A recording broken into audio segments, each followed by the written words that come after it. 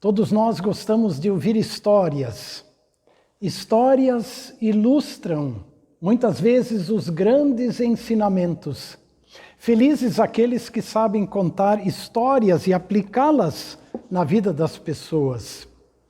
O nosso Senhor Jesus foi especialista em contar histórias. São suas parábolas.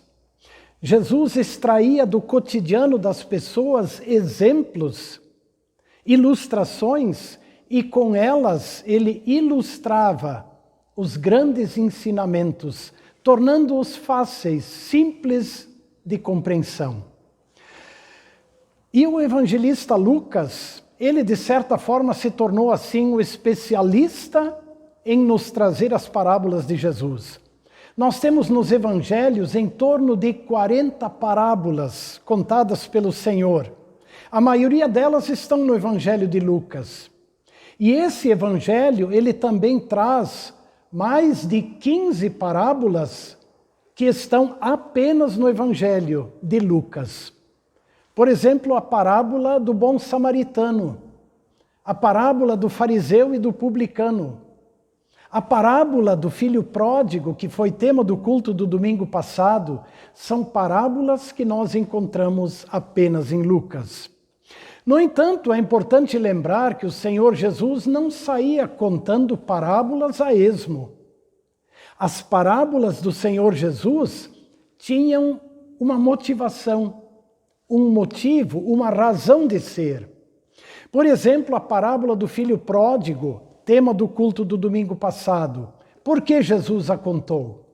Ora, porque nas suas andanças ele era procurado por muitas pessoas, também pelos publicanos, pelos cobradores de impostos, por aqueles que eram considerados grandes pecadores pela sociedade e especialmente pelos líderes religiosos. E Jesus os acolhia, fazia refeições com eles, o que levou os líderes religiosos a acusá-lo dizendo: ele recebe pecadores, ele come com eles, deve ser igual a eles. Então Jesus contou a parábola do filho perdido, exatamente para mostrar que ele veio buscar e salvar o perdido. Pois hoje nós temos diante de nós a parábola conhecida como os lavradores maus. Ela está em Lucas capítulo 20. E aí vem a pergunta: por que o Senhor Jesus contou esta parábola? Qual foi o motivo, a motivação que o levou a contar essa parábola? E nós vamos encontrar a explicação num capítulo anterior, Lucas 19. Lá o evangelista relata a chegada do Senhor Jesus em Jerusalém. Estava chegando a semana decisiva em que ele seria preso, crucificado e morto. Então Lucas relata a entrada triunfal de Jesus em Jerusalém. Relata também aquele momento em que o Senhor Jesus, do alto do Monte das Oliveiras, olha para a cidade e começa a chorar. E diz: como eu queria reunir vocês, acolher vocês, como a galinha acolhe os pintinhos debaixo de suas asas, mas vós não quisestes. Depois Lucas relata que uma vez entrando na cidade de Jerusalém, Jesus se dirigiu ao templo e fez uma verdadeira limpeza no templo. Expulsou aqueles que lá promoviam compras, vendas, trocas de dinheiro e uma verdadeira exploração comercial. Jesus derrubou mesas, fez um chicote, expulsou os que lá comercializavam, fizeram do templo um balcão de negócios.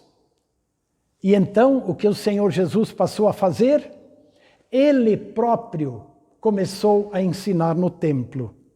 E isso deixou os líderes religiosos, especialmente escribas, fariseus, anciãos. Sim, Jesus os deixou, como costumamos dizer, numa saia justa ou numa sinuca. Por quê? Ora, porque eles eram os responsáveis pelo cuidado do templo. Eles eram responsáveis pelas cerimônias religiosas. Eles deveriam ensinar. Só que eles transformaram a religiosidade em cerimônias vazias. Por isso, agora se dirigem a Jesus e perguntam: escuta, com que autoridade você faz estas coisas? Quem te deu autoridade para fazer o que fizeste e o que fazes? Então, na continuação dessa conversa, é que o Senhor Jesus contou a parábola dos lavradores maus.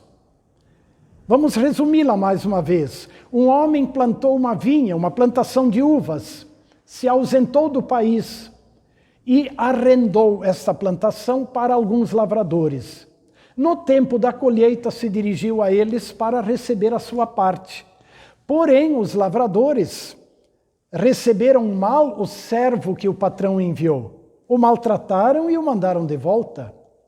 Então o dono mandou um segundo servo. E eles fizeram a mesma coisa, o maltrataram e mandaram para casa.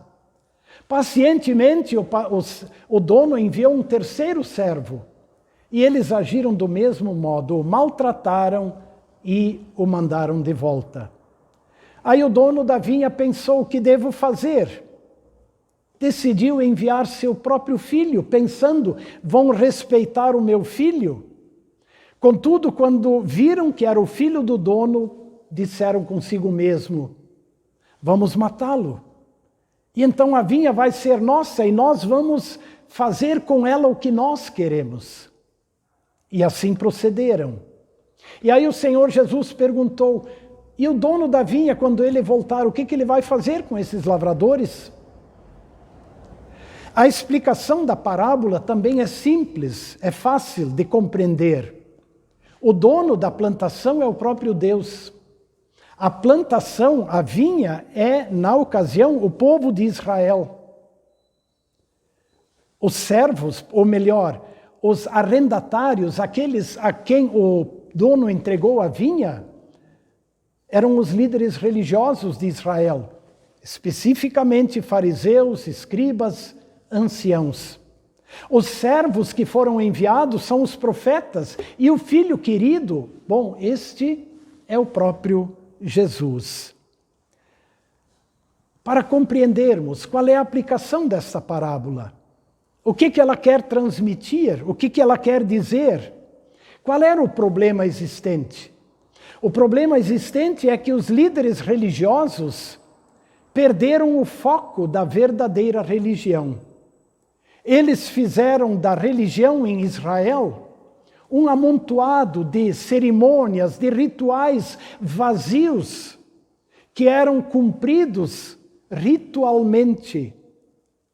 E assim se perderam, podemos dizer, se perderam no culto a Deus. Transformaram o templo num balcão de negócios. Aqueles que deveriam anunciar a palavra de Deus, eles também desprezaram os profetas que foram enviados e desprezaram o próprio Filho de Deus. E por instigação deles, o Filho foi levado à morte de cruz, crucificado e morto. Ou seja, de certa forma podemos dizer que o mundo religioso estabelecido pelos escribas, fariseus e anciãos, esse mundo religioso deles falhou. Faliu. A verdadeira religião desapareceu. Por isso Jesus entra no templo, faz uma verdadeira limpeza no templo e ele passa a ensinar. É impressionante esse fato. Bom, como é que isto se aplica para nós? Isso nos leva à seguinte pergunta: como é que está a nossa religiosidade? Como é que está o nosso jeito de viver a religião e a fé? Nós acolhemos o ensino dos profetas? Nós acolhemos o ensino do próprio Senhor Jesus? Ou será que nós também somos resistentes? Criamos a nossa religiosidade, o nosso jeito de ser? Irmãos e irmãos, eu diria assim, o que Deus quer nos lembrar é que não basta simplesmente ser religioso. Não basta praticar cerimônias religiosas. Nós precisamos do Salvador Jesus. E esse é o ponto que a parábola quer nos mostrar. A religiosidade existe no mundo e existe entre as pessoas. E nós constatamos que continuamente surgem novas manifestações religiosas. Muitas delas que trazem até satisfação pessoal para aqueles que a praticam. Mas religiões sem Jesus. Novas religiões que trazem emoções para o ser humano, sim, elas existem no mundo e surgem continuamente. E o ser humano busca estas manifestações religiosas. Até existe uma clássica afirmação de que é importante a gente se sentir bem. Na religião é importante se sentir bem. Muitas vezes o ser humano não olha para o que ele crê, não olha para o que ele pratica, mas se baseia apenas no seguinte: ele se sente bem. Sabem, irmãs e irmãos, esta pode ser uma armadilha do diabo. Na religião, o importante não é sentir-se bem. O importante é estar firmado, é estar embasado na verdade. Na religião, o importante é conhecer Jesus e confiar nele. Creia nisso, esse é o ponto importante. E Jesus deixa isso bem claro quando ele continua falando após contar a parábola. Aí o Senhor Jesus cita o Salmo 118 e ele aponta para si próprio, porque o Salmo diz assim: a pedra que os construtores rejeitaram, essa veio a ser a pedra angular. A pedra mais importante, a pedra que sustenta toda a construção. E apontando para si, Jesus diz: eu sou a pedra angular, a pedra que sustenta a igreja. Jesus, com sua morte e com sua vitoriosa ressurreição, é a base da fé e da vida para todos os seres humanos. Uma vez dito isto, Jesus ainda acrescentou, falando de si como a pedra angular, a pedra de sustentação. Jesus continuou: todo o que cair sobre esta pedra ficará em pedaços.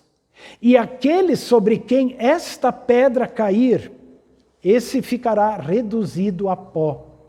Ou seja, o Senhor Jesus diz: quem tropeça em mim, esse está perdido. Ou se o seu juízo cair sobre alguém, esse alguém está perdido. O apóstolo Pedro nos explicou isso. Podemos ler em 1 Pedro capítulo 2. Pedro explica que para os que creem em Jesus, o Senhor Jesus é a pedra preciosa, é a pedra de salvação. Mas para aquele que é descrente, para aquele que resiste, para aquele que rejeita Jesus, então ele se torna para ele pedra de tropeço. Pedro diz claramente assim: quem são os que tropeçam e caem? São aqueles que são resistentes, que se mostram incrédulos diante do Senhor e Salvador Jesus. Aqueles que se mostram desobedientes à sua palavra. É por isso, irmãs e irmãos, que repito mais uma vez, em termos de fé ou de vida religiosa, não basta ser religioso. Não basta dizer simplesmente: nisso ou naquela prática eu me sinto bem. É preciso conhecer Jesus. É preciso confiar em Jesus. Repito, religiosidade não basta, porque os escribas, os fariseus e anciãos eram os mais religiosos entre o povo de Israel, extremamente zelosos em cumprir regras e leis. Chegavam a dar o dízimo das hortaliças que colhiam. No entanto, desprezaram o ensino dos profetas que Deus enviou e desprezaram e rejeitaram o próprio Senhor Jesus. E sabem quem é um exemplo clássico disso? É o próprio apóstolo Paulo. Porque antes de ser o apóstolo Paulo, ele era Saulo, um dos principais dos fariseus. Um homem zeloso no cumprimento das leis e regras estabelecidas por eles próprios. Um homem que chegou a perseguir cristãos. Contudo, quando Cristo o encontrou, quando Jesus o encontrou, tudo mudou na vida dele. E as palavras da epístola que ele escreve aos Filipenses deixam isso muito claro. Vou ler algumas palavras. Em Filipenses 3, o apóstolo diz assim: mas o que para mim era lucro, isso considerei perda por causa de Cristo. Tudo que ele tinha antes como lucro, como importante, ele considerou perda quando conheceu Cristo. Na verdade, considero tudo como perda por causa da sublimidade do conhecimento de Cristo Jesus, meu Senhor. Por causa dele perdi todas as coisas e as considero como lixo para ganhar a Cristo e ser achado nele. E então, até lá no final, um pouco mais adiante, ele diz assim: eu me esqueço das coisas que ficam para trás e avanço para as que diante de mim estão. Prossigo para o alvo, para o prêmio do meu chamado, o chamado de Deus que eu recebi em Cristo Jesus. Quando ele teve o encontro com Cristo, aí ele diz: tudo que passou, tudo que eu julgava importante, já não tem mais valor. O que para mim tem valor é a minha comunhão com Cristo. É eu estar firmado em Cristo. Eu quero concluir dando mais 2 breves destaques. A parábola dos lavradores maus, que mostra aquele dono da plantação pacientemente enviando um servo, depois mais um, e depois enviando o próprio filho, aponta também para o amor e a paciência e a misericórdia do nosso Deus, que enviou os seus servos, os profetas, que enviou o seu próprio Filho querido para buscar em Israel a salvação e as pessoas para junto de si. Contudo, este ato de Deus, esse ato paciencioso de Deus, também nos leva a perguntar: até onde vai a paciência de Deus? Até onde foi a paciência de Deus com o povo de Israel, com os líderes do povo? Até onde vai a paciência de Deus com a humanidade? Vale refletir quanto Deus já foi paciente comigo. Até onde vai a paciência de Deus comigo? Um outro fato. A parábola também fala de que o filho foi morto fora da vinha, apontando para a morte de Cristo fora da cidade de Jerusalém, que lembraremos daqui a 2 semanas. Também é importante lembrar aqui o seguinte: Jesus não foi morto apenas pelos escribas, fariseus e anciãos, aquele sinédrio de liderança espiritual do povo de Israel, porque por instigação deles é que Jesus foi levado à cruz. Por instigação deles, todo o povo passou a gritar: crucifica-o, crucifica-o. Mas é importante lembrar que também foram os meus e os teus pecados que crucificaram Jesus, que o levaram à cruz. Mais um gesto do amor, da misericórdia, da bondade do nosso Deus pela salvação da humanidade. E que esse tempo de Quaresma nos faça refletir sobre isso, mas nos faça refletir também sobre o nosso jeito de sermos cristãos neste mundo, o nosso jeito de viver a nossa fé. Porque, irmã e irmão, não basta ser religioso, é preciso confiar em Jesus. Amém.